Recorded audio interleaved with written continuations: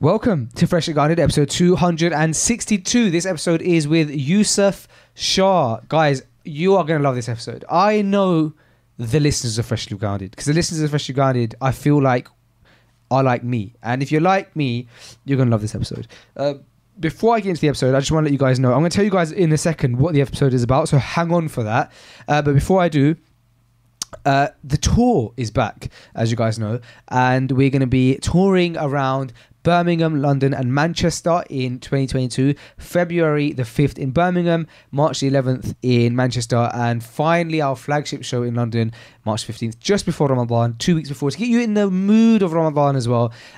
You can expect lovely keynote speeches, audience interaction, a whole load of fun, and it's just meant to be like a celebration more than anything. And I think you guys will love it. So do come down, go to freshlyguided.com/tour for the tickets, and if you have any questions, I know right now we're in a very peculiar time, so we've written kind of a FAQ section on the ticket site that should hopefully answer stuff, but you know, you can always throw an email to us as well. So freshlyguided.com/tour for that. Now, with regards to this episode, so Yousaf is a guy who Yousaf and I met a few years ago.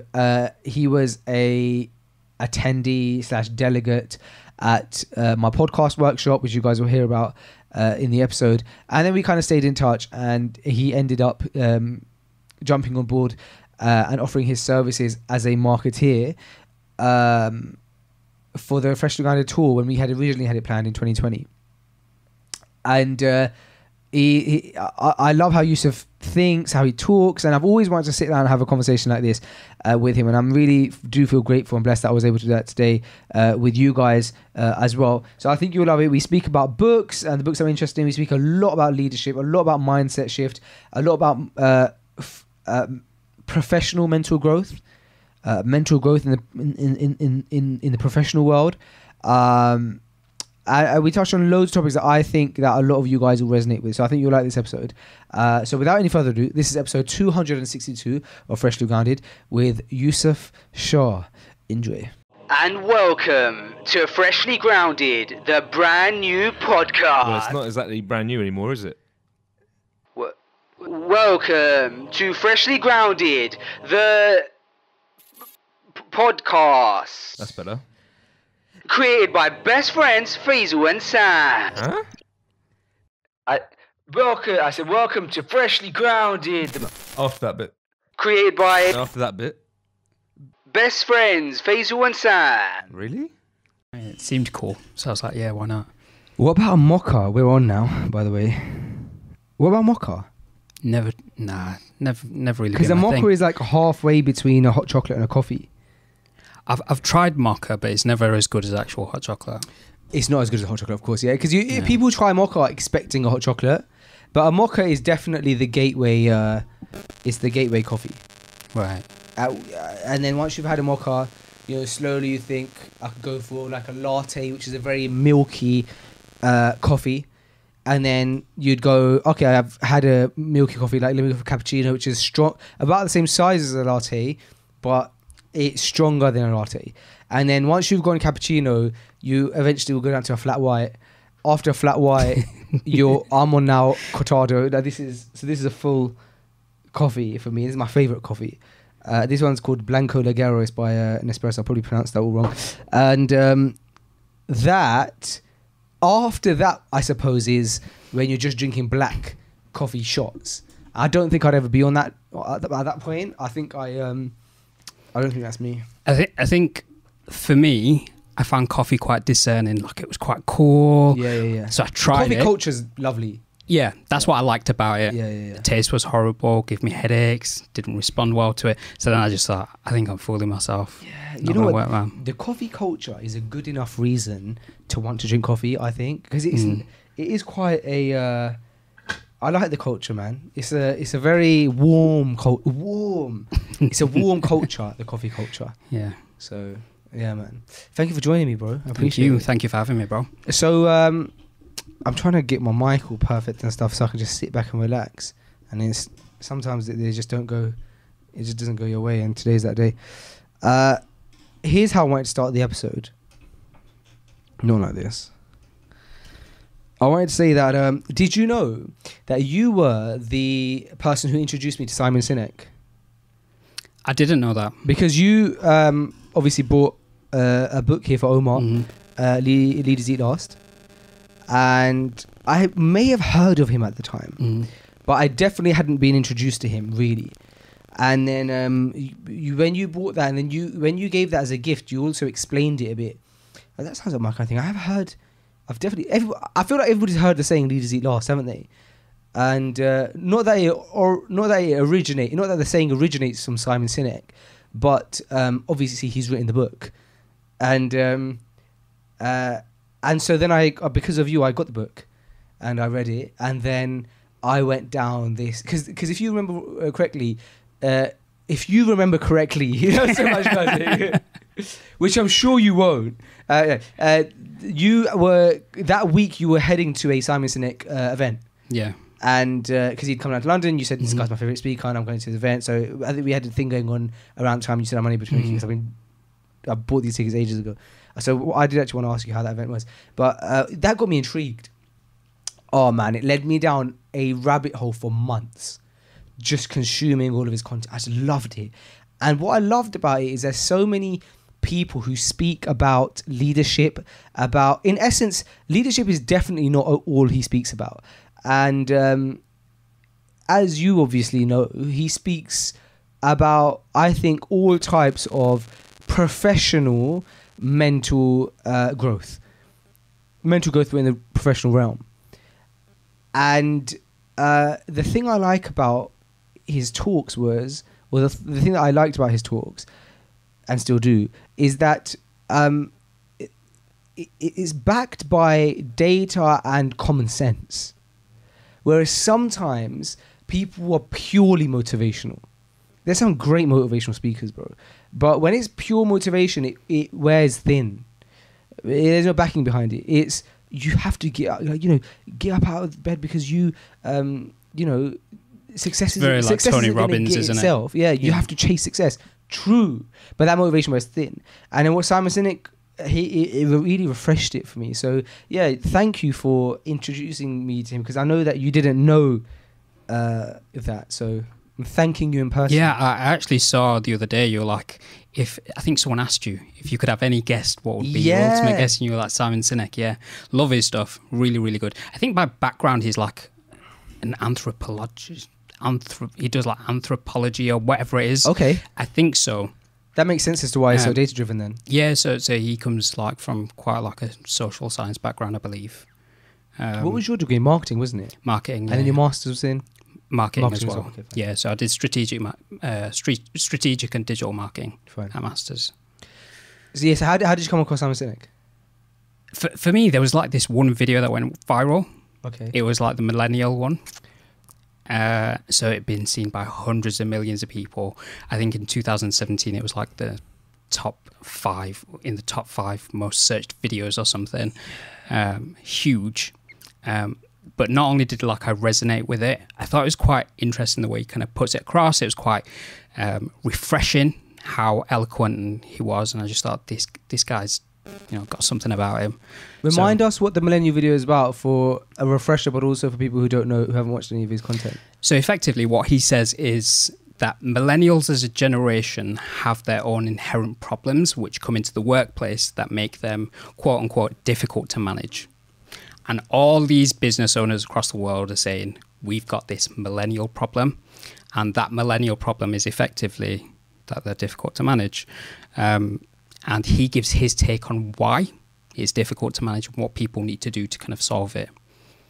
Yeah, I remember now very clearly. And he gave examples of stuff like people come into their workplace expecting / demanding catered for lunches or bean bags. Bean bags, yeah.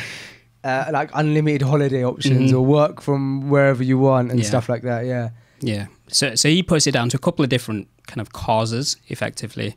One of them being like failed parenting strategies, where people were given medals just for competing as opposed to, coming first and actually achieving something. And that led to millennials feeling entitled, for example. So when you actually want deep, meaningful relationships, so say within your family, with friends, or to actually achieve things like job fulfillment, which take a long time, they're unable to get them because we're so used to getting things so quickly. Yeah, and rewarded just taking part. Absolutely. Plus, expedited by the fact that instant gratification is quite a common thing. We look for validation online. We put a picture, we get messages, comments, etc. very, very, very quickly. And you can't get things like job satisfaction or deep, meaningful relationships quickly. What's the solution that he provided for that? So he goes down lots of different things, but effectively what he says is the first thing to do is to understand that this is a generational problem. And secondly, to understand that it's not inherent to that person individually. It's something which isn't their fault, effectively. And ultimately, like in his books, he speaks about the fact that there is no kind of blanket answer, because different people want different things. Like, you have to speak to these people to actually understand what it is that they actually truly want. Yeah, I it's all coming back to me now, because the millennial video wasn't actually the first video I watched. I think the first video of his I watched was like just a really long keynote that he delivered. Maybe it was like you know, when a lot of these guys release a book, they'll do a big talk and talk through the book. I think maybe it was that. But then at one point I got to the point where I went on his YouTube channel and then just selected like most popular, and the most popular one was like the millennial problem, and he's sat with someone explaining it, and I remember just resonating with it a lot, and it makes a lot of sense now that you're talking about it. Was bringing it all back. How was his live event? So it didn't actually happen. No. Yeah, so it was just after lockdown. So because really, yeah, so we had tickets, everything planned, and then I think it was in like April. Okay. And then come March, lockdown happened. I get the email, it's been postponed till June. And then come June, wasn't happening. It was like next year, April, and it just never happened. Bro, so it just ended up getting refunded. Yeah, refunded effectively. And the worst thing is, like, he rarely actually does these kinds of events, and it just being like in your country, just down the road. So yeah, a shame, but it was meant to be. If he does come back, we should go together. If it happens, I'm going to buy his tickets. No, I'm going to buy tickets because I owe you that much. Nah, you introduced me to him, man. so. How did you find the book, by the way? Yeah, so I listened to it as an audiobook. Yeah. I didn't buy it as a physical book. I liked it. With many audiobooks, I will start them and get maybe 60%, 70% through and not finish. And a lot of the time that's because I feel like I've got the message, which is a very arrogant thing to say. But often it's because another exciting audiobook has come along that I thought, I want to listen to that one. And you only have so many hours to listen. I only listen when I'm driving. And then when you mix listening to books when you're driving with trying to listen to lectures when you're driving and trying to listen to Quran when you're driving, the percentage of time you actually can listen to audiobooks when driving is like it's quite small. And so I often find that I become impatient with books. But I do remember getting through quite a big chunk of it, if not finishing it. There's certain books that I have finished, and maybe even more than once. And they, so I finished the 4-Hour Work Week, I believe, which I was just telling you about. That's on my list now. That's on my list. It has to be number one on your list. I think every person should. What's amazing about 4-Hour Work Week is he wrote it, I think maybe like 2008 or something. I can't remember. Maybe not as early as that. But it's timeless. It still makes sense today. And then I was really into a book by a guy called Ryan Holiday called The Obstacle is the Way. And I would speak about it ad nauseum on the podcast. And I listened, and then I even bought the physical copy of the book. So, you know, and then somebody gifted me like one of the sayings from the book as like as a coin. And I was really into that book. But then I stopped taking in that book as much when I realized that elements of it can be quite shirky, because there's the core message of The Obstacle is the Way, which is obviously that the obstacle is the way. It's like I think originally it was like a saying of Marcus Aurelius. The book is very heavily based on Marcus Aurelius. It's a book about Stoicism. It was when I was first ever introduced to the concept of Stoicism, and what I loved about Stoicism was how similar it was to a concept I had already heard of before, which in the Quran is called Sabrun Jamil, or which translates loosely to a beautiful patience. And a kind of Stoicism, Sabrun Jamil is obviously a much more it's a Quranic concept, so obviously much more in depth and perfect, but Stoicism reminded me of it, which is that when you whether you go through extreme pain or extreme happiness, you never let your emotions go to those extremes, and you always seem like quite a leveled and balanced individual. And I liked that concept because it spoke to me so much, because I am a person who can be erratic with his feelings. If I'm upset, everybody knows. If I'm happy, everybody knows. And so that was my first introduction to Stoicism. But like I said, you have to read that book with a pinch of salt. There's a lot of elements of it where it's like, okay, that's where as a Muslim, you know, we attribute those things to Allah alone and stuff. So I stopped recommending it as much to people, because I need to be careful recommending it. I love the book though. So that's called The Obstacle is the Way. Then probably I'd say my all-time favorite book, if you haven't read this, have you read Obstacle is the Way though, by the way? No. Read it, it's really good. Okay. I just said I wouldn't recommend it to anyone. Okay, this next book, bro, you have to read. It's my all-time favorite. How to Win Friends and Influence People by Dale Carnegie. So I've actually skimmed through it. Yeah. Not completely read it cover to cover. But That's a cover-to-cover book. Really? Oh, wow. From what I've skimmed through, amazing so far though. Yeah. Really good. Well, and often you find with these authors that they will release a book, it will do really well, and then they'll release a second book and it's not as great because they're just riding off of the success, and more power to them. You know, I would do that. But it's hard to find, I think, an author that, if you're talking about the non-fiction world, an author that is constantly hitting the nail on its head. Like you see with Tim Ferriss, he done great with 4 Hour Work Week, and then he brought out the 4 Hour Chef, and then he brought out the 4 Hour Body and stuff like that. And I'm sure that 4 Hour Work Week, you know, the reason that he did the others was because of the success of 4 Hour Work Week, and I don't think the others were as successful. And Jordan Peterson just released another book called 12 More Rules for Life. Obviously, there's a book deal there where he's obviously done very well. So, however, Dale Carnegie also released a book called. So there's How to Win Friends and Influence People, and then there was what was it? How to Win Friends and Influence People, and How to Stop Worrying and Start Living. And bro, it was as good.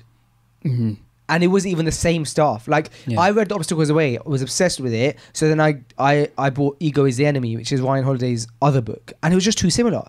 But How to Win Friends and Influence People and How to Start Living and Stop Worrying, How to Stop Worrying and Start Living, they're both by the same author, both kind of a very similar concept. This concept is adjacent to each other. Yet, those books are like, both as amazing as each other. You learn something completely different, and he gives practical steps in his books. How to Win Friends and Influence People, he gives practical steps in each chapter.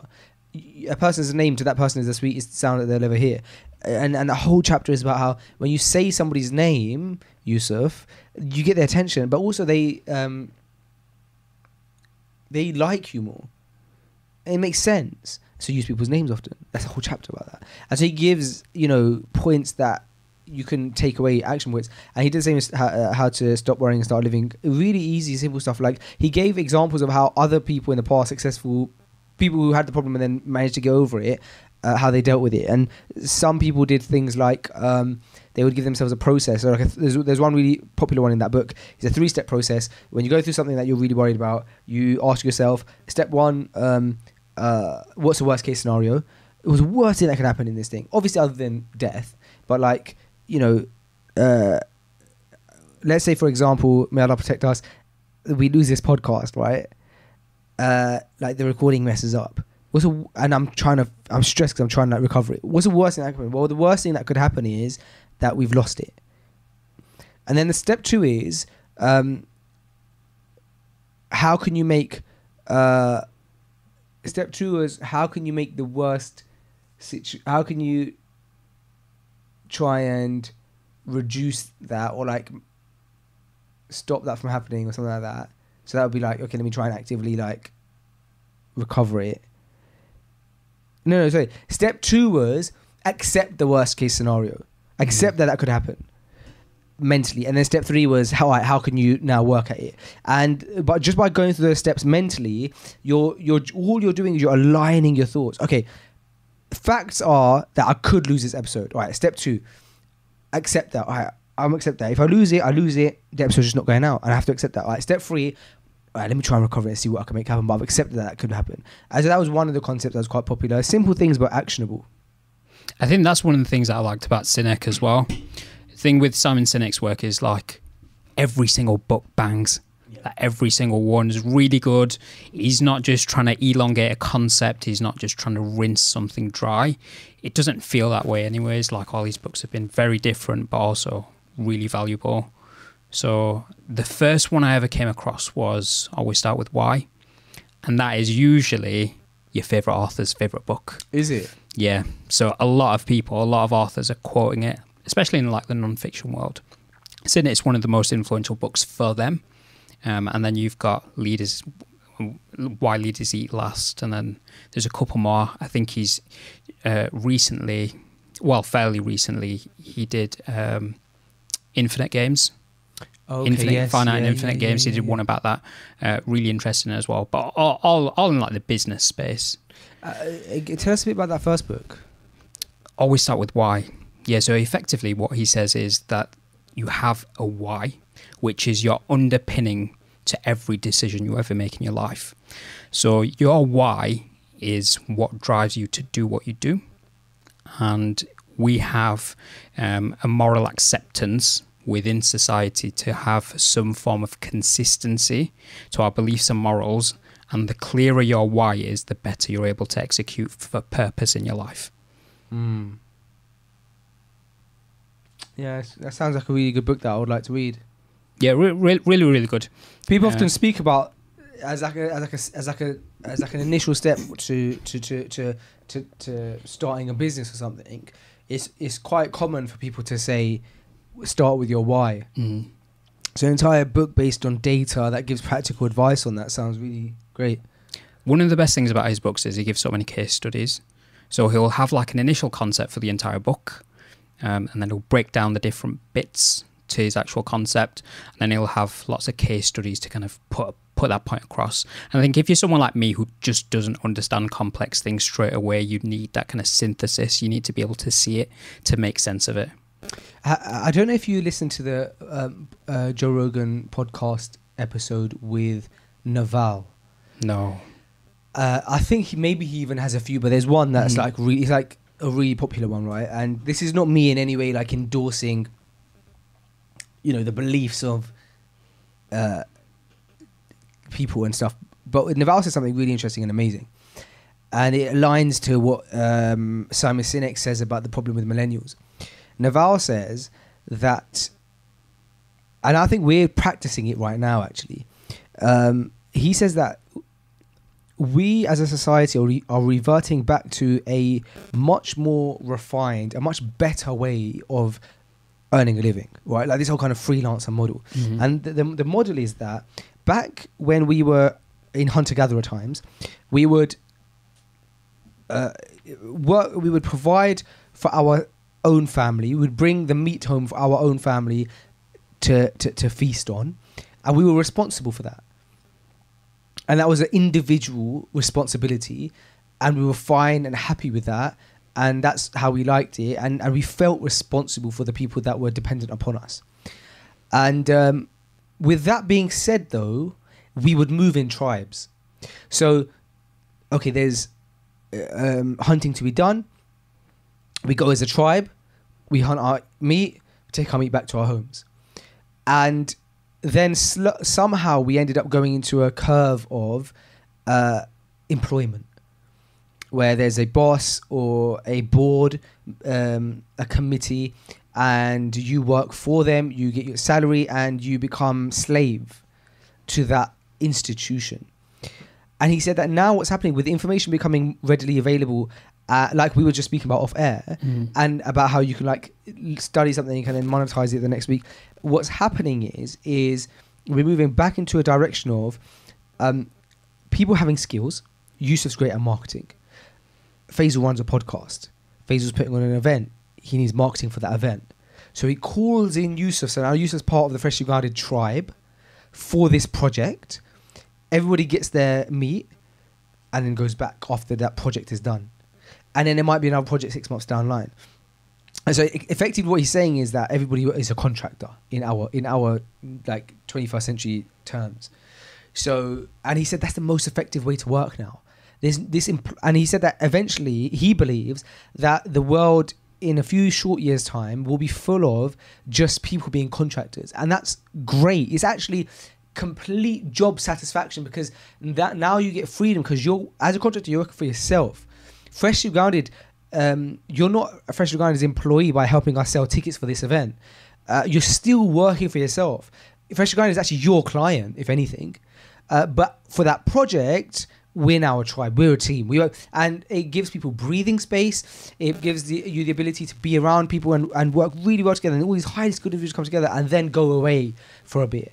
And it just resonated because as a leader, like you would know yourself now, running your marketing agency, you do have to think about what's the most effective way I can employ people. And because you yourself, Yousaf, are an employer for a reason, because you wanted freedom. And if you wanted freedom, there's a very high chance that all other humans want freedom, because it's innate within you. You're not too different from everybody else. And therefore, how can I employ others and keep them happy? Maybe it's by giving them that freedom, by contracting. So I thought that was quite profound. I think one of the interesting things, especially if you're in a business, so for example, you have a team and you're someone who really wants freedom. The likelihood is the people that are in your team also want freedom. But how do you have something which aligns all those people to work for you instead of going for their own freedom? And I think what aligns all those people now is what some people called a just cause. And a just cause is effectively having something you stand for, like a why that we spoke about earlier, and having everyone aligned to that same goal. Mm-hmm. So for example, Freshly Grounded, it will have its employees, but all those employees will be working towards something greater than just Freshly Grounded as a business.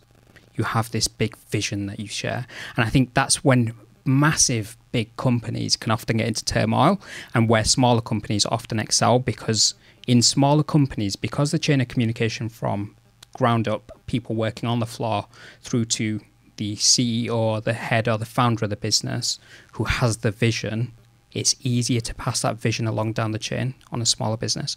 Whereas with a bigger business, some people working on the shop floor, people working at the very bottom level, don't often get any kind of interaction with the CEO. So if that vision isn't shared, you often get this weird disconnect where people feel like they're being taken advantage of, and they're literally just numbers. They're just working for just money. Whereas when you have this kind of vision which aligns everyone, it kind of goes into a direction where everyone's kind of being led from the front. That's why we talk about leaders and bosses. Bosses are bossy. No one wants to work for a boss. But leaders lead. They have some kind of vision where they kind of express it and you get on board. And I think people like Steve Jobs, for example, widely recognized as one of the best leaders in business, that is. He had this very stubborn vision that he wanted to do with Apple, and he was ready to do anything to fulfill that vision, as opposed to just make profits or to just make the numbers, just hit the targets. That's the thing that I find interesting with this whole COVID situation which has happened now, because when we've talked about people wanting to be contractors and stuff, the opportunity has always been there. But I think one of the things that COVID has done is it's given people this space to be secluded from their actual teams and their employers. And it's going to be interesting to see how many people actually go, I could do this for myself. Yeah, well, I think also now the value exchange has really shifted, because in the past, as a leader, you would want to employ an individual because you want ownership of that individual. Now you see the value of that individual, and you know that if you don't contract them, somebody else will, and they have a lot of value to give.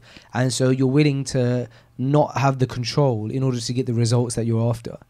The disconnect thing you mentioned was really interesting, because I think it was, and I don't mean to make this whole episode about saying it, you know, by the way, we invited, we actually, I took the Did you drop him a DM? Random shot, and I invited him onto the podcast. I got a response, actually, not from him. Okay. From his team. We sent him an email. I said I'd love to have Simon Sinek on the podcast, and they kind of just got back to me with like a general link to book him as a speaker, and so that never really went anywhere. But anyway, the disconnect thing is interesting because I remember him saying that he did like this research study on companies, and he would ask CEOs, correct me on this because I think you would have heard it, but he asked CEOs like, what something like a question about the customer. I can't remember what it was, and the answer CEO would give is that, like, for example, well, our customers want this, or our customer's current problem is this, and he said, how do you know? Because when was the last time you interacted with a customer? And the CEO would go 20 years ago, because obviously they have customer care teams now and all that kind of stuff. And so he was saying that there's a huge disconnect there. You can't make decisions based on what the customer wants and not interact with the customers. That's why as a CEO, your job is it's actually nothing to do with the end user. As a CEO, your role is to manage the people who manage the end user.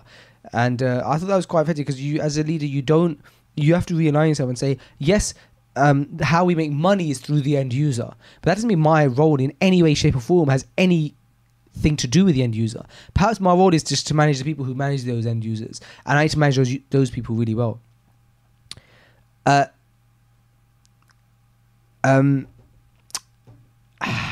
Here's the interesting debate, right? There's a book I'm trying to remember, but I have to tell it to you. It's the guy, the Disney CEO. Do you know who is that? Do you know who that?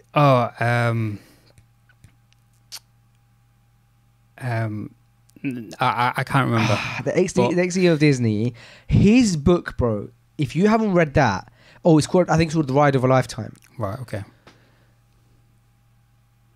With where you're at right now with your business, I know I just said this about how to make friends and influence people, but that's a great book for someone who's looking to network. Allahumma barik, bro, you're a great networker. I really believe you're a really great networker, and we can even go into the story of how we ended up meeting. So I don't think that you need that book as much as you might enjoy that book. But a book that I think you will love in terms of how the actionable things you take away from it is Ride of a Lifetime. I think amazing. That might have been one that your brother was speaking about. It is. Omar loves it. I got it off Omar's recommendation. He loves... Bro, who is this guy, bro? What's his name?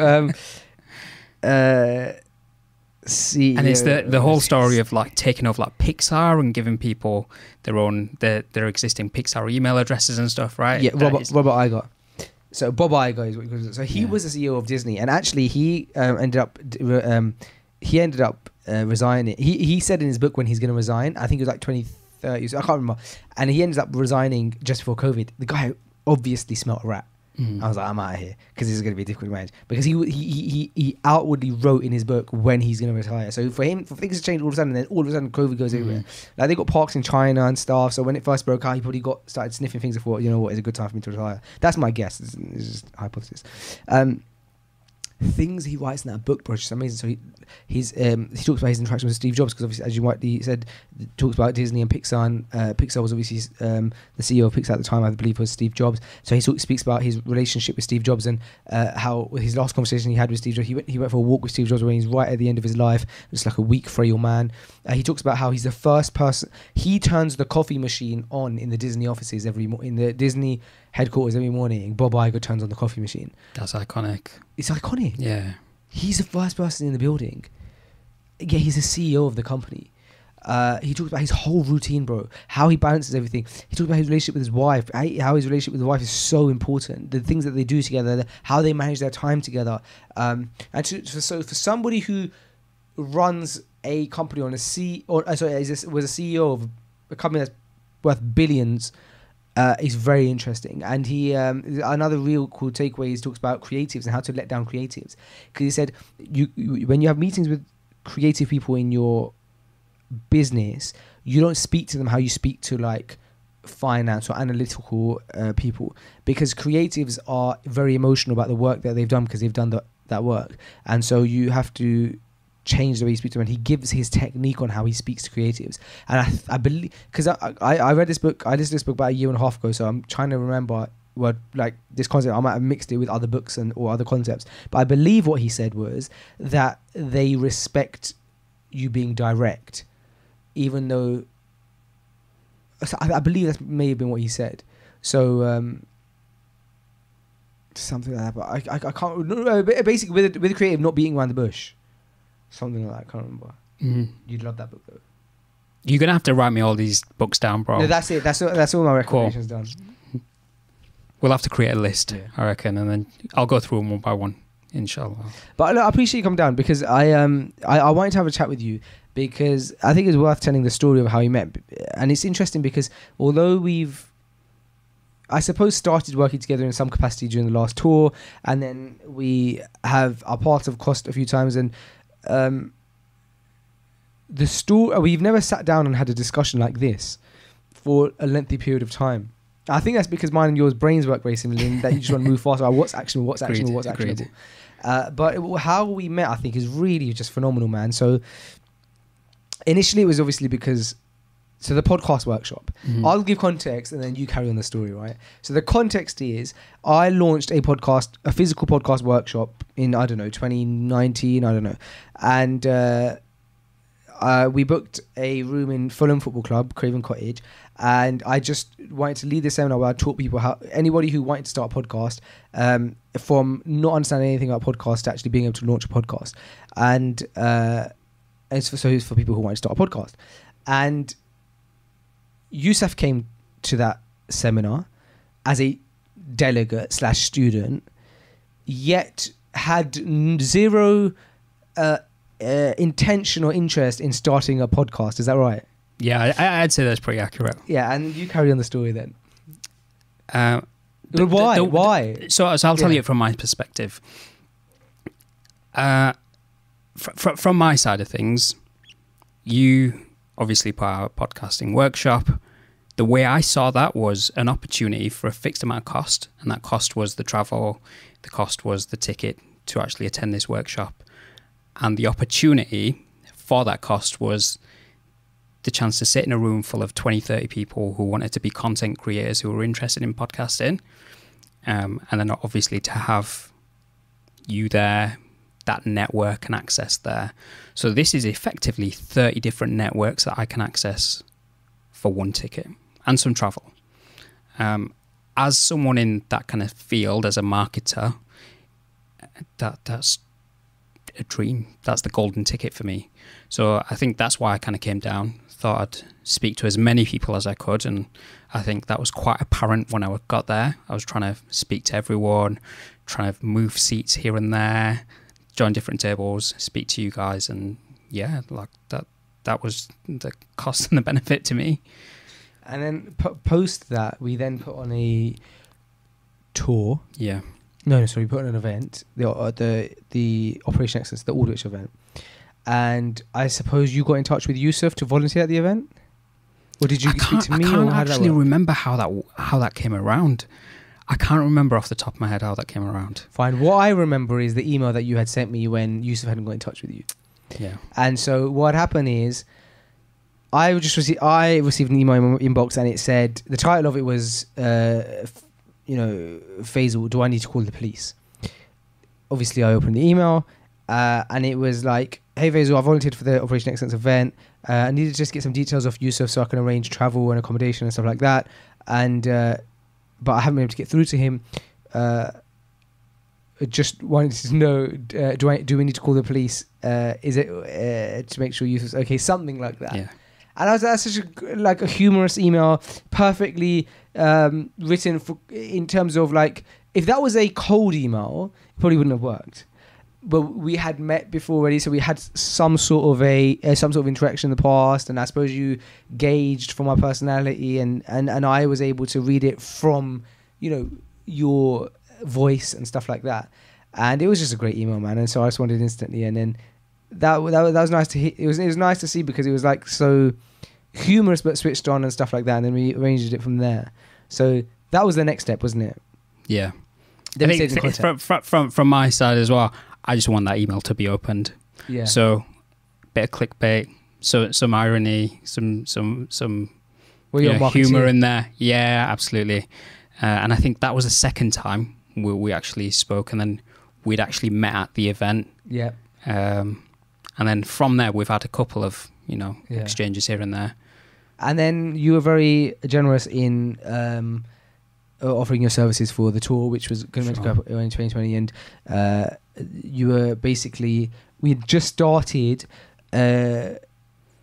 with the process of planning how we can sell tickets essentially to this thing. And obviously this is a huge event, and there's 2,500 tickets, and trying to figure out the best way we can market those tickets. And that was really pleasing, man. It was lovely, and I think even the people who be listening to this podcast will be able to tell that you're very well spoken, and that you clearly are like a man on a mission. You know what you are after, and like I said before, I think you're great at networking along with Burdick. So it all kind of like came together, and I think people like that, they motivate you, because when everybody's going into a project with 100% energy and effort, it makes you check yourself and go, well, this person's putting his all into it, so am I putting my all into it? And that's what, vibe is so important for those reasons. That's the door of the office at this time at 8:41 on a Saturday. Hello? That's Nate. Nate, you're in the office on a Saturday at 8:41 p.m. Yeah. What's happened? Walaikum salam. Everything okay? How are you doing? Yeah, my dad's got a flat tire, but I had no tools on me. I wasn't too far. Can you pick up some tools? Oh, amazing. Anything we can help with? No, that's fine. We can change the tie between us. Yeah. I need to find the wrench we had here somewhere. It's not in the toolbox. It's not in the toolbox. Yeah, but I don't want to disturb you. No worries. Let us know if you need anything.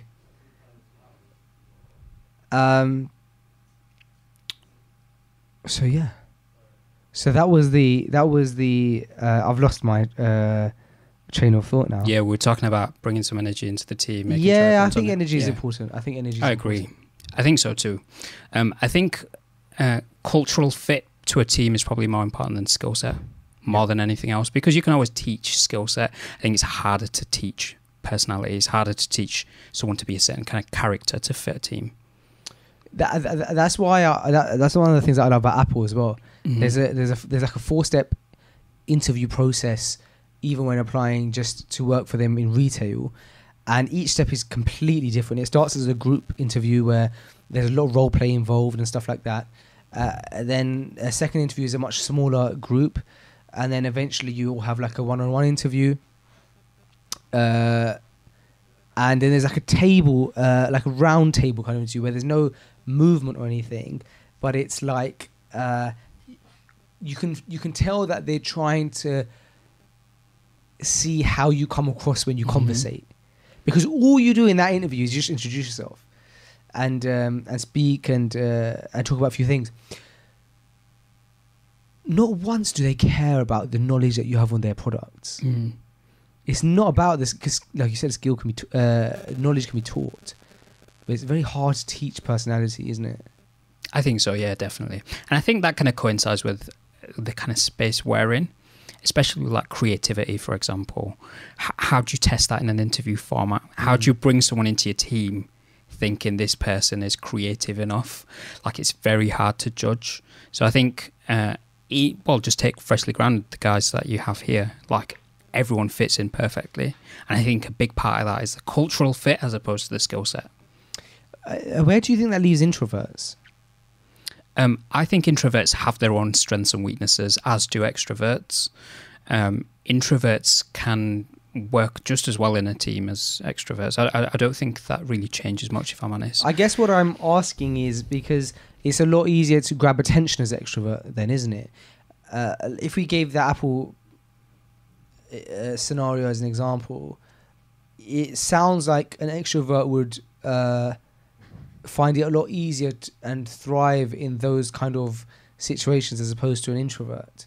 But in our experience with Freshly Grounded and the team, you know, there's our most like, actually, in fact, our most valuable, I will happily say that our most valuable like people in our team are introverts.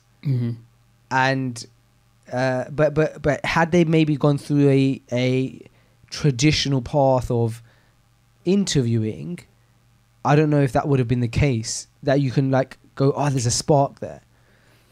From my experience, even if we take Apple as an example, the best salespeople that I've ever met in high-end positions in big companies, nearly all of them are introverts, because there's a method of selling called the Socratic method.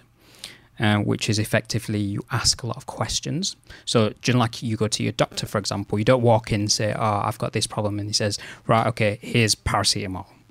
You walk in, they ask you lots of questions, they ask you all the things that they need to know before they make a decision, and they say, "This is right for you."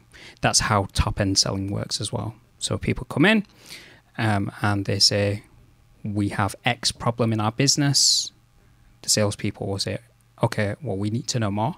They'll ask them loads and loads of questions and then say, "Based on your answers, this is what we recommend would fix the problem." So extroverts can have a lot of energy, which can be quite good. Extroverts can bring a lot of charisma. They can be quite bold and daring.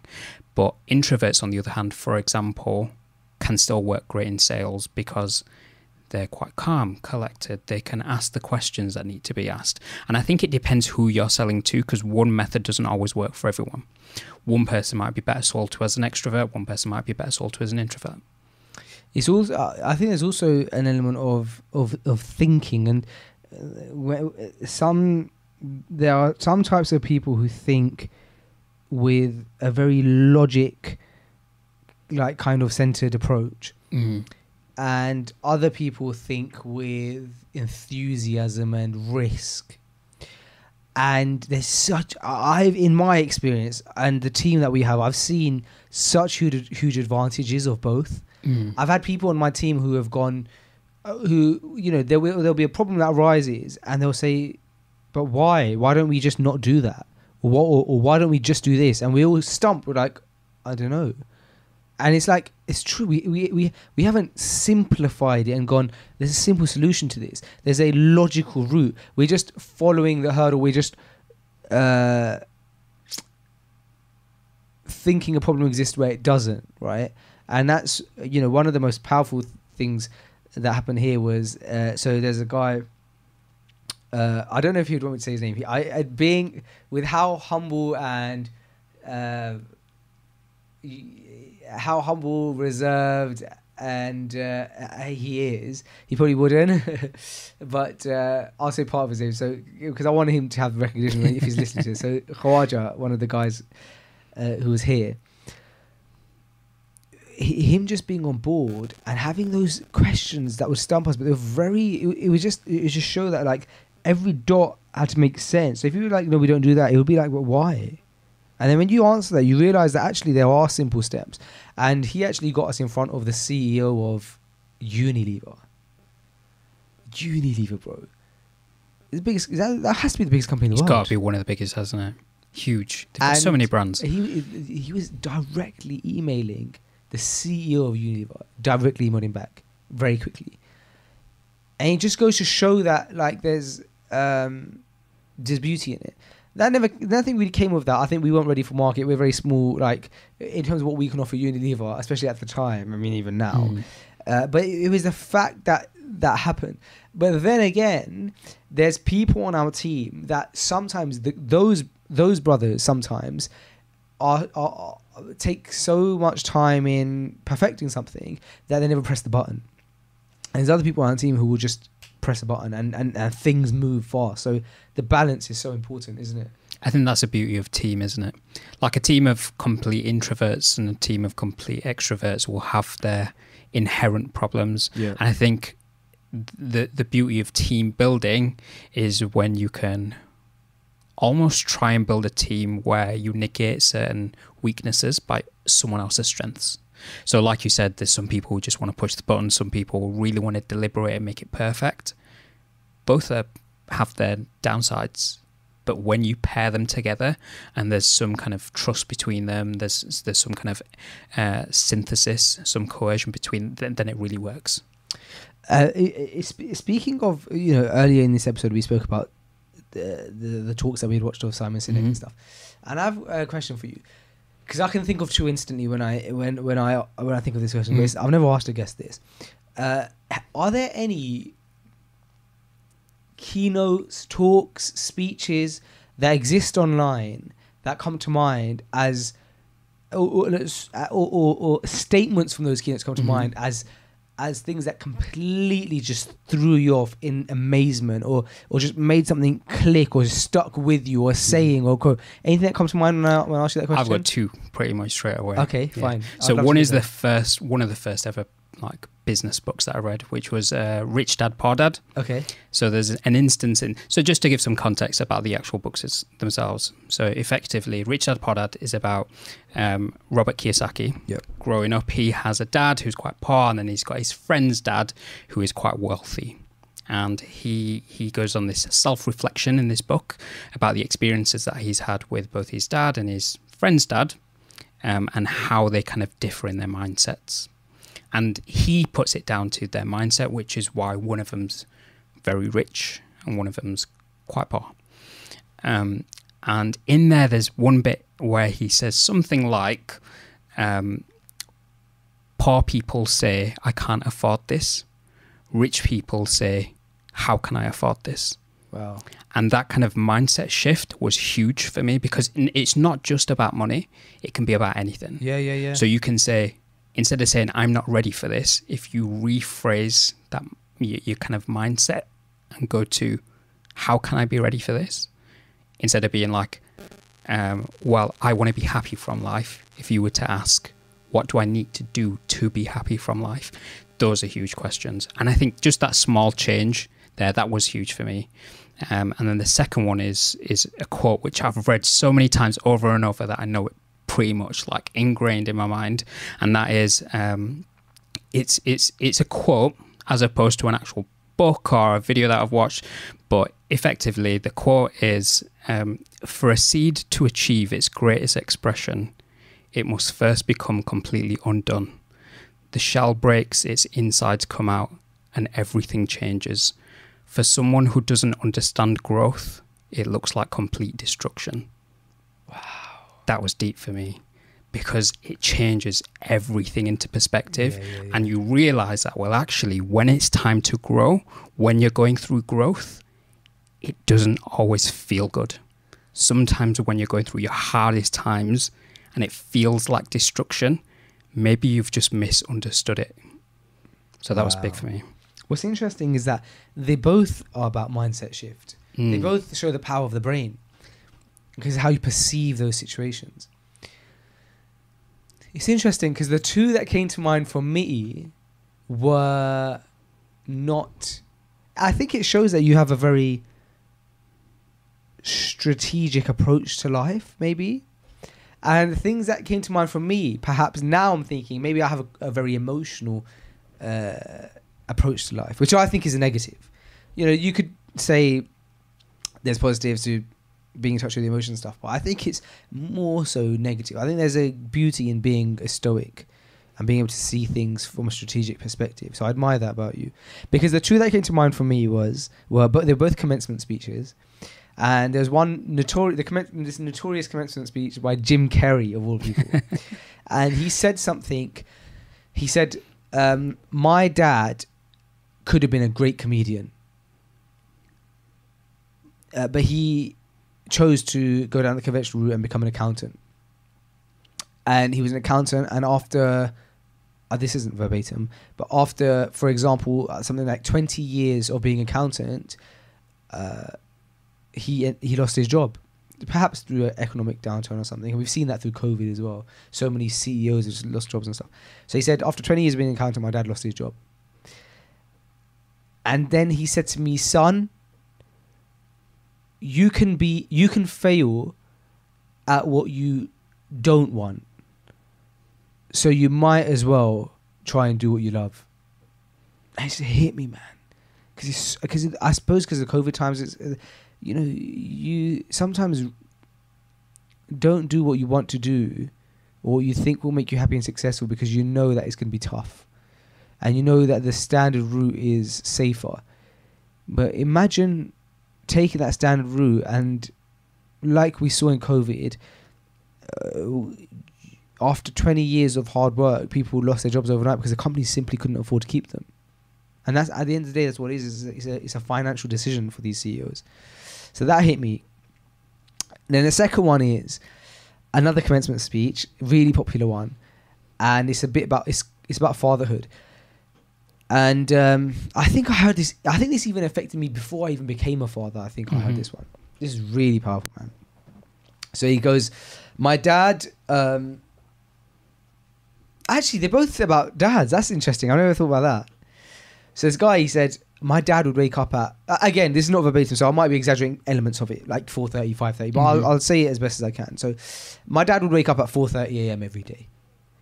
And he was a cab driver.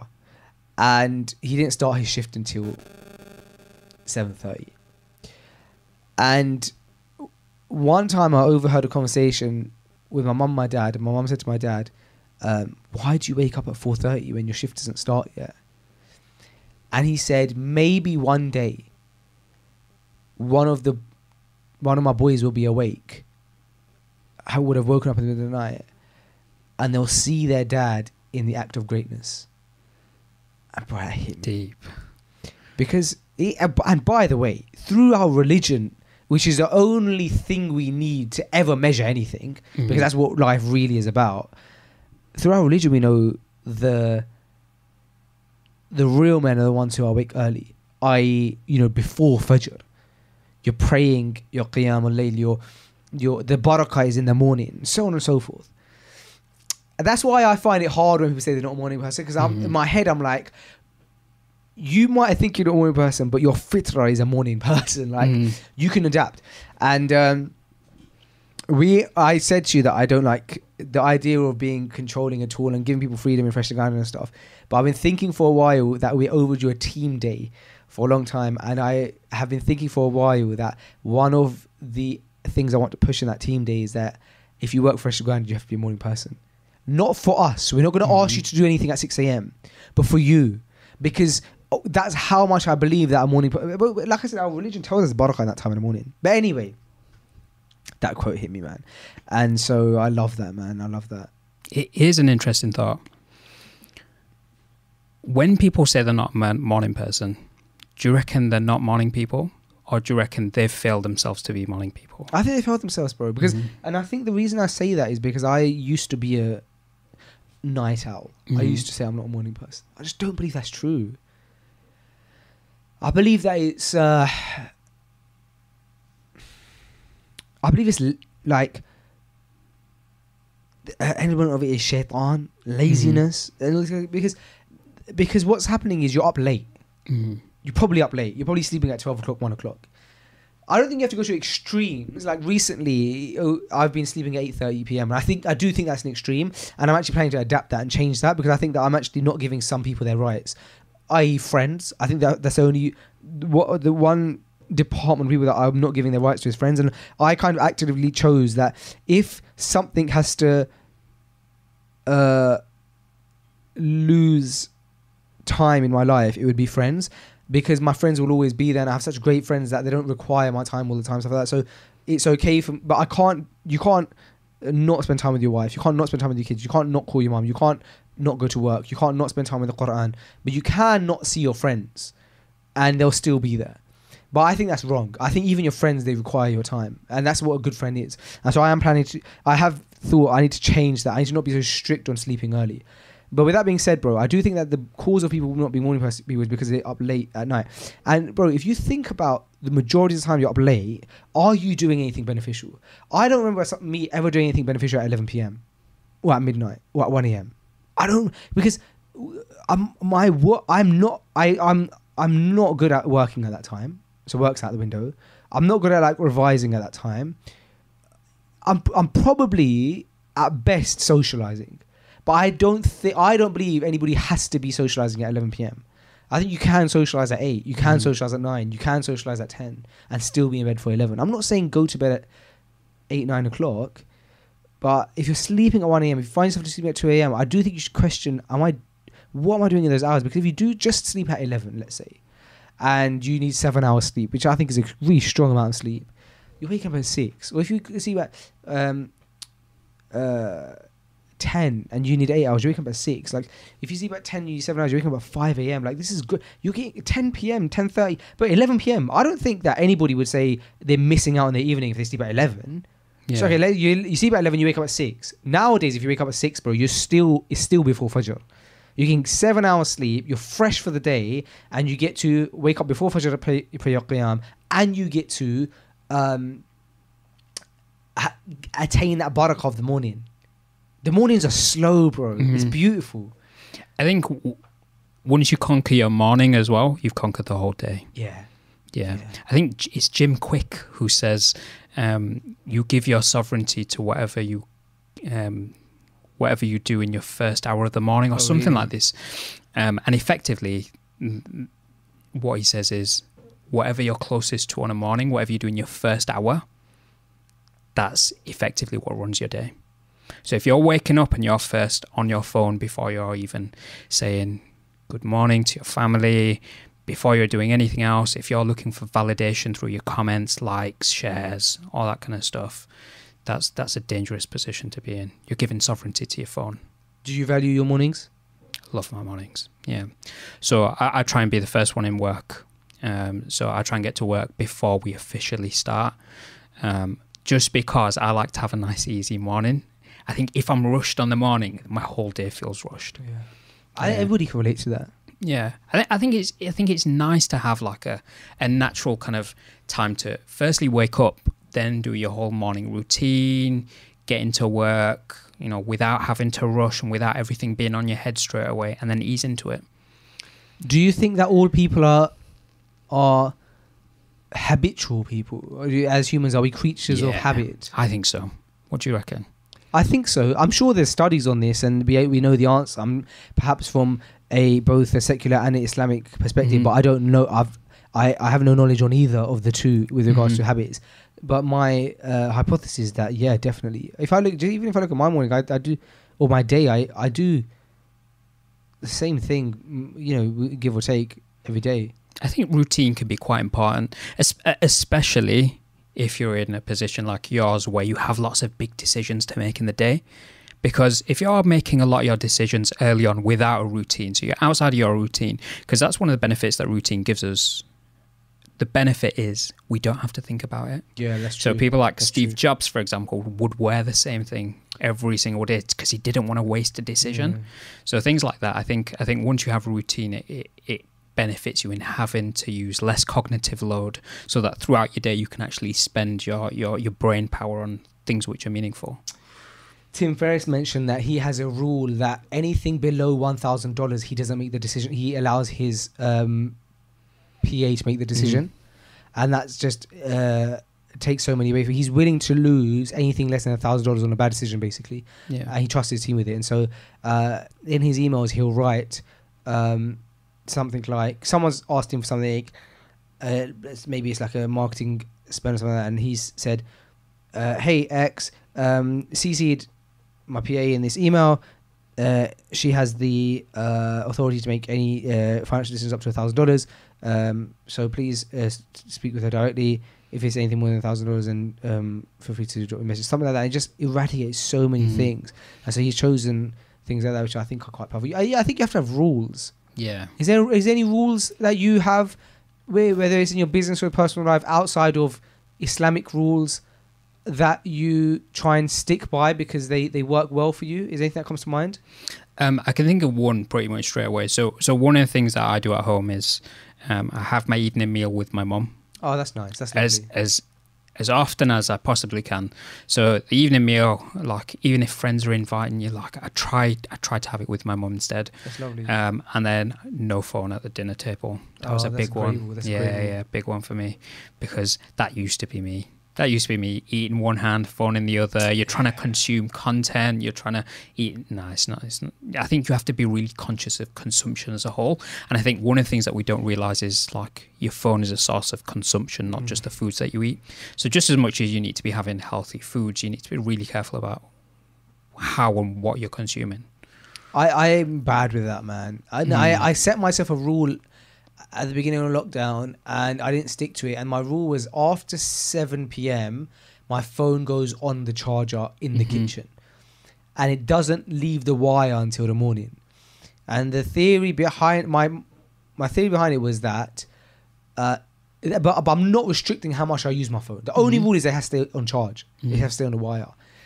The theory was that, you know those times when you find yourself scrolling for 15 minutes at a time, you're not going to be doing that when you're standing uncomfortably leaning over the kitchen counter. It's an uncomfortable thing to do. So really, if it's on charge in the kitchen, you're only going to be checking it or answering a call or sending a text if it's really important. If your phone rings, you answer it, you deal with the phone call, you put that down. Or if you need to send an important text, you send the text. But it's very rare, I think, that you would do that. And so I thought that's a great thing. And I just never lived it out enough. And I think I'm going to try. I'm going to try again because I don't like that I do that. I can't think of any rules that I have.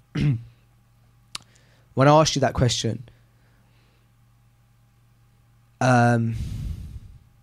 here's something quite interesting.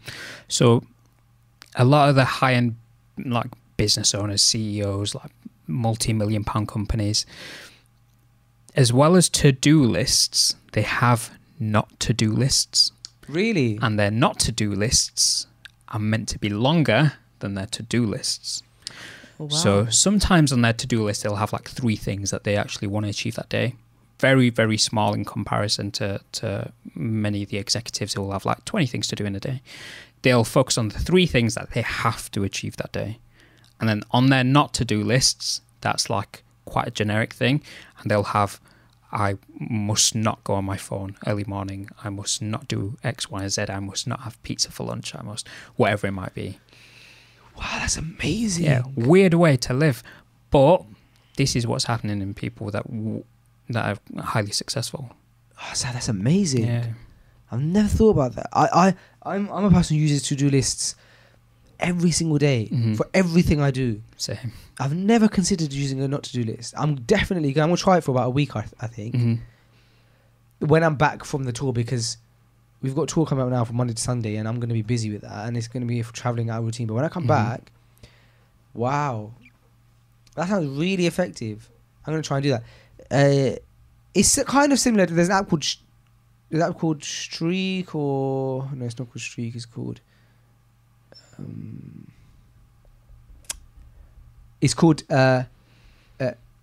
Done or something. It's not called any of those things, but it's something similar to that, Done or Do, or but what it is you set a streak. So if you can set it to wherever you want, so don't use my phone after 7 p.m, and then when you've done it, you press it, and then next day you've done it, you press it, and now you got a 2-day streak, and then when you break the streak, it will say, okay, your longest streak was 7 days, so you try and beat it. I think that was quite effective. But that's amazing, man. I guess now that you mentioned it, I do have some rules, like anytime I have an appointment or anything like that, or a meeting or anything, it instantly goes in my calendar, digital calendar. And that's important because if I rely on that so heavily, I wake up in the morning, I check my calendar, what am I doing for that day? And if I didn't, I would miss a lot of meetings and stuff like that. So not to do list is really cool, because I can think of so many things I would put in that. Yeah. And I'll feel really interesting well concept. accomplished if I achieved those things. Don't order a takeaway today. If that's a physical thing on my list, I probably would be more inclined not to order a takeaway. I think as humans as well, we're quite visual creatures. Yeah. And there's something satisfying about taking a box to say we've done it. I can't remember who it was. They were giving an example of how it gives us like a dopamine rush. So it gives us this thing which feels good. And I've done this as well. When you write a list of tasks for the day, and you're like, I need to do the shopping, I need to do this, that, and the other, I need to get my car clean. And then you're like, oh, I have another task. I needed to pick up the laundry, but I've already done it. So you write it out, and then you tick it. Yeah. And then you write your other tasks. Yeah, bro. I write the smallest of... I do that. Yeah. And I also write the smallest of tasks. Feels so good to tick it off. I also think that writing to-do lists, it allows you to free up space in your brain because you've offloaded it to somewhere physical now. Yeah, I feel that. Whereas when you are like, okay, I have to remember to meet Yousaf today, but when I get to office, I've got to remember to like when I leave to pack some things for the tour. Then you start thinking, what is going on in your brain is you're juggling all of these things that you haven't written down. When you write it down, you're free to, because you only have to remember one thing, and that's, let me remember to check my list. Do you do it on your phone, or do you have a physical paper? I do mine on phone. Yeah. I use the reminders app, I have a reminder personally for myself that's not shared with anybody. I have a set of reminders that's shared with my wife, and that's called home, and that's for anything that we need for the house. So it's from groceries to bulbs to anything that needs to be purchased for the house. It will just go on that list, and it's synced up, and so I can just see things there. We have and we have the same. I have the same thing with calendars. I have a calendar that's shared with my wife, which is the main calendar I use. Just so, for example, podcast 7:30 today, Yousaf, that was in here, and so that we don't get things mixed up, like an appointment can't get booked or something like that. But then I also do have a private calendar, but that private calendar only really gets used for things like cancel Experian Premium. You know what I mean? Yeah. Which was on my calendar and I ignored it. And then I saw £15 come out of my account for Experian, and I was really annoyed. I was like, I got the trial and I had to cancel that. And for some reason, my brain doesn't see those things. It's very weird. But yeah, I wanted to check my credit score, and then I was really annoyed that I didn't cancel the trial. That's how they get you, man. Yeah, man. That's how they always get you. 14 days and then you're stuck. Yeah. Because you always think, look, I could just cancel it any time. Oh, the worst I'm a is sucker like for that. once you've paid, you're like, oh, I might as well use it for the month now. Yeah, and then I'll do remember it towards the end of the month. Yeah. I'll tell you who I think is amazing with keeping on customers. Audible, Amazon. And because when you go, sometimes you think, well, I've listened to all of these books, and if I cancel my subscription, you don't lose the books that you've bought. You just can't buy more. You don't get more credits. Sometimes you think, I've got so many books now that that I need to go through. It's going to be, I don't need to cancel my subscription. I might as well cancel my subscription. And then what they do is, just before you cancel your subscription, they give you 3 options, which I think cover all of the bases. They either give you 3 months. They either say, we can offer you the next 3 months free, or half price or something. Or we give you 1 free extra credit, or next 3 months free, or half price, 1 extra credit, and I think or next month completely free, something like that.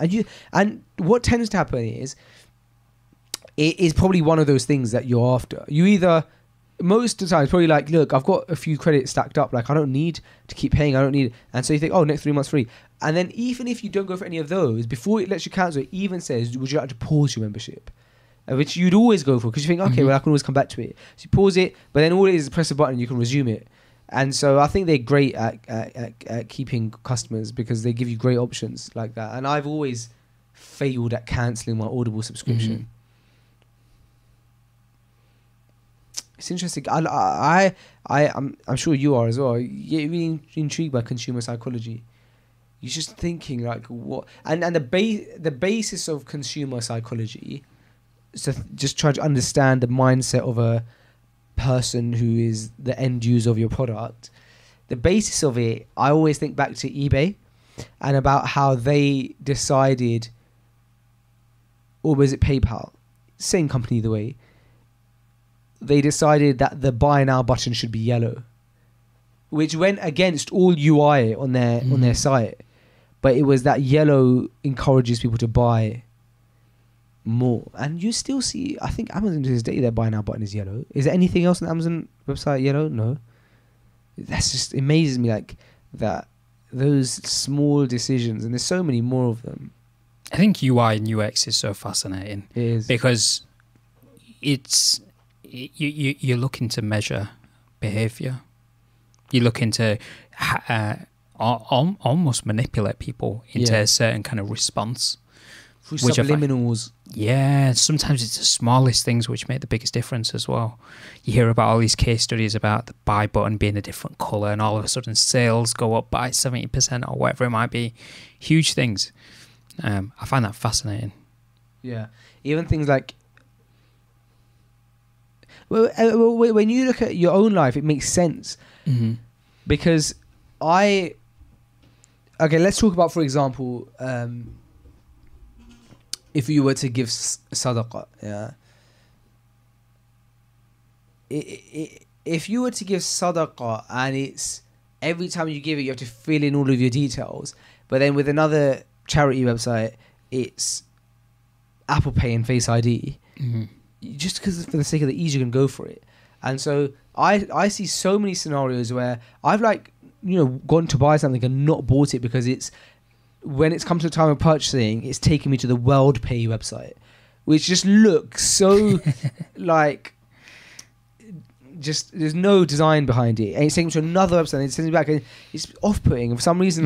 But then if it's like a website where it's a click of a button and it's purchased, like Amazon one-click buy, you swipe and it's bought. These things make a huge difference. Do you think that's a big problem for people like me and you who have grown up as millennials, being so used to getting things quickly? A problem for us in terms of like the effect that it would have on us. Yeah, definitely. Yeah, definitely, man. And that's why they say that stuff like Netflix has become so successful, because there was a time where people would watch telly and they would wait till 8 p.m. on a Monday, EastEnders is going to be on. Then it got to, I don't want to wait anymore. I'll record it and I'll watch it whenever I want. And then it got to streaming, which was, I don't even have to record it. I'll just watch it whenever I want. It's there. It's stored. Everything's stored. All of the music in the world is on Spotify. It's all accessible. And now it's gone to a point where Netflix won't even release episodes. They release seasons. Because I want to watch the whole season now. Like the season of, I don't know, bro, these shows like, what was it, Stranger Things, for example. I've never watched it. I don't know anything about it, but I know it's a big one. Season 4 of Stranger Things is out Friday. All right, sick. I'm actually off on Sunday, so cool. Sunday, I'm going to watch season 4. And you just want to sit there and watch it. That's what we become like now, like in my own time now. And I think that's why podcasting has become so successful, because we want information. We now no longer have time to watch content. We want to listen to it as we're doing something, as we're driving, which is weird, because in some ways that's regressed, because radio used to exist, and then rich media came along where you could watch video, and now we've gone back to audio because I'm too busy to watch video. It's interesting, isn't it? Yeah, it's fascinating. Scary at the same time, though. Yeah, very scary. I find that with like, we spoke last week on the podcast about the iPhone, and about how back in the day you would feel like a loser if you didn't have the latest iPhone, basically. Every September if you haven't got the latest one.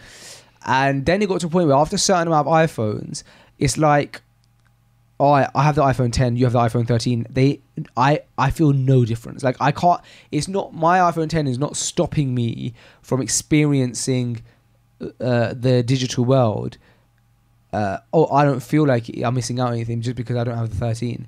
And I think that shift, you could say that the reason for that shift is that technology isn't that different, because now a lot of it is based on software rather than hardware.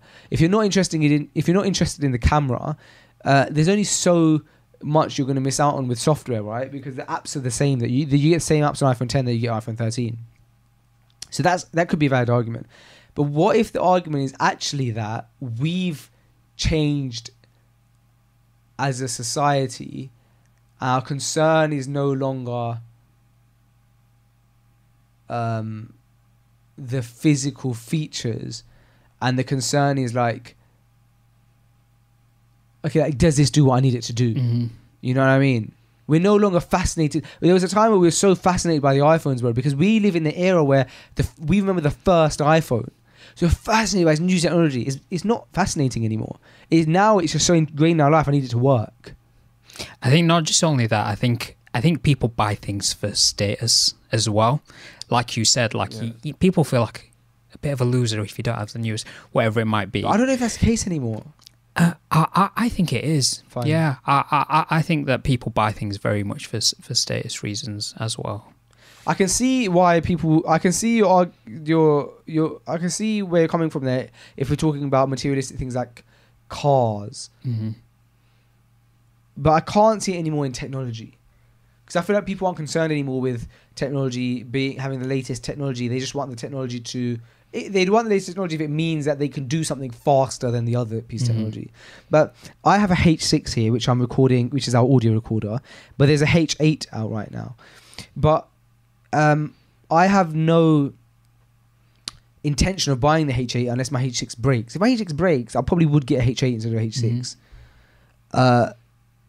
But the H6 does exactly what I need it to do for me, and so I don't feel like I need to now upgrade to the H8.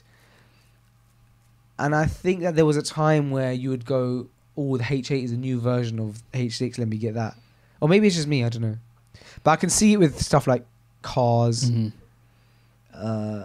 clothes. Yeah, for sure. Anything conspicuous, really. Mm. Anything that you can see. Are you a car man? Not really, no. Huh? Are you? No, I'm not. Nah, never really been that into cars. It's never really fascinated me, to be honest. Which is interesting because both of us agreed that, I think it was off air, I think we both agreed that when it comes to travel, Yeah. it's worth having comfort over, because traveling, like any Yeah. comfort you can get it. I specifically picked my car because it was quite comfortable, though. Yeah. I do a lot of traveling, man. A lot of Yeah. traveling. So, It's because you network a lot. yeah. Also, like business mainly down south, we're up north. So, it's. I think there's something irreplaceable about meeting someone in person. You can Zoom call them all you want, but it's Yeah. not quite the same for me. I can see that in you. What itch gets scratched for you when you are networking with a new individual? Let's say, for example, you're not trying to Mhm. sell to them. It seems like you get something out of interacting with individuals. What is it? I think there's so much that you get from actually meeting people in person as opposed to just having them in your phone contact book.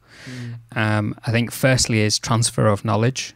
You can learn so much from someone very quickly. In fact, I'll just give you a brief story. So my business coach, he's literally a business coach full time. That's what he does. He coaches lots of business owners on business. And he was trying to sell himself to me effectively. At this point, I was already sold, but he was trying to explain the benefit of what he was doing to me. And he said to me, if you could go back in time 10 years and speak to your previous past self, how much would you pay for that opportunity? Just purely from a wealth aspect. And I was thinking, well, quite a lot. I'd give everything I can, because then I could tell my previous self, invest in Tesla, like Bitcoin's going to come up. You've got these opportunities coming in business. Make sure you take them. There's these things which are potentially going to be your downfall. Be very careful of those contracts there. Don't deal with them. All these things. And Start a PPE company. Exactly. So all these things would really, really, really be very valuable. And I was saying, well, almost priceless, right? Millions and millions and millions of pounds you could spend going backwards in time, 10 years, and say, invest everything you have into Bitcoin and Tesla and God knows what. Take these opportunities, avoid them, you'll make your money back. That's what a business coach does. They have this wealth of experience that they've already lived through, that they've already made a loss on and made a ridiculous amount of profit on. And they come to you with their experience and they say, do this, invest in this, avoid this, make sure you do this. And all of a sudden, that value just becomes worthwhile for me. And I think that's where networking is huge, because business isn't just about what you know, it's about who you know, right? Your network is your net worth, as people say. That transfer of knowledge, people's experiences, all of a sudden, once you have that in proximity to you, you're not just making decisions based off your 25 years, 30 years of experience. You're making it based off of 500 years of experience collectively from all the people that you've met. And I think that's what networking does for you. What's your end goal? What are you trying to... What's the stamp you're trying to leave on the world? So this comes back to your why. Because it's you wouldn't be able to convince me it's that you want to be a great marketeer. Nah, I don't think it's that. I think for myself, just based on who I've discovered in myself who I think I am, based on the strengths and weaknesses that I think I am. I'm not really bothered about leaving any kind of legacy as such, but I would like to look back on my life and think I have helped people discover meaningful connections in their lives and businesses. And I think that's what marketing does for you. I think marketing helps you discover these connections between you, your purpose, and your customers. So I see my job as much more than just selling things.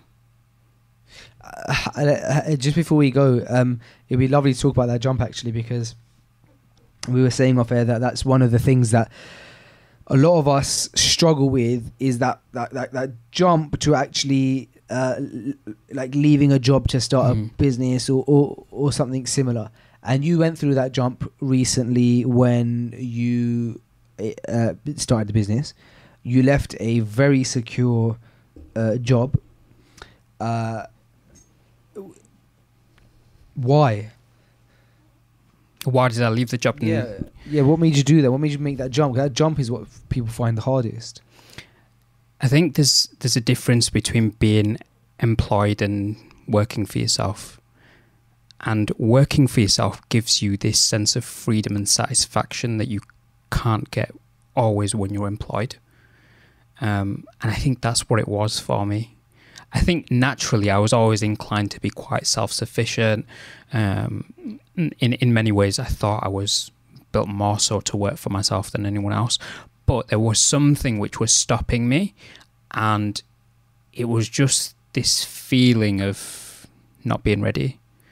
And all it took was this mindset shift of, well, actually, you're never going to be ready to actually make that jump.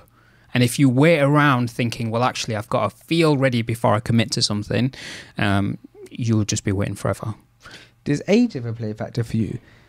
It's a question I've been asking people recently. As I've been getting older, I've been asking people that question. I've never thought about that before, because you always, when you're 20, you're 21, you're 22, you're 23, you're 24, you're 25, you're 26, you always feel like, oh, I'm in my prime. There's almost like certain arrogance behind it. When you start teaching towards 30, you start going, oh, is age playing a factor? So do you ever feel like you're racing against your age, or does age ever play a factor in any of the decisions that you make? I can't say. Just because, like, I think I'd still be considered fairly young. Yeah. I think this is like the right time for me. Do you think about your age? No, I don't. I don't think about my age, really. Not really. I think it's quite a dangerous thing. To say, well, actually, like, there's this certain timeline I've got to hit, and I've got to be on track in comparison to everyone else. Oh, yeah, 100%. Yeah. No, that doesn't really play a factor in for me. Yeah, I agree. I think you need to look at the micro things. You need to look at your days and your weeks, not your months and years. Yeah, for sure. I think different people have a different kind of pace that they want to live their life in. Different people have different kinds of levels of maturity. Yeah, agreed. Yousaf, it's been amazing. Thank you so much. No, thank you. It's a Can you pleasure. believe it's been an hour and a half? Who would have guessed it? Yeah. It's a lovely, honestly, it's lovely catch up with you. And likewise, bro. Thank you. It's an honor to have you on the podcast. I'd love to have you back. I'm sure a lot of people will say that this is their favorite episode. I think it will help, because often I think the best episodes are the ones where the listener feels like they're the third person in the room, and I feel like this is one of those episodes where you're listening to it and you feel like you're in the conversation. And so I appreciate that. Thank you so much for being a great conversation partner. Thank you. Two to tango. Thank you. And hopefully we'll see you back on Fresh Ground. And hopefully, if anybody is interested in meeting you in person and telling you how much they like your say, come to the tour. Inshallah. Yousaf will be there, inshallah. Thank you guys so much for watching this episode of Fresh Ground. This was episode 262 with Yousaf Shah, and we'll see you again next week. Remember, the Fresh Uganda tour tickets are on sale. Head over to freshuganda.com/tour, and we will see you there. Assalamu alaikum wa rahmatullahi wa barakatuh.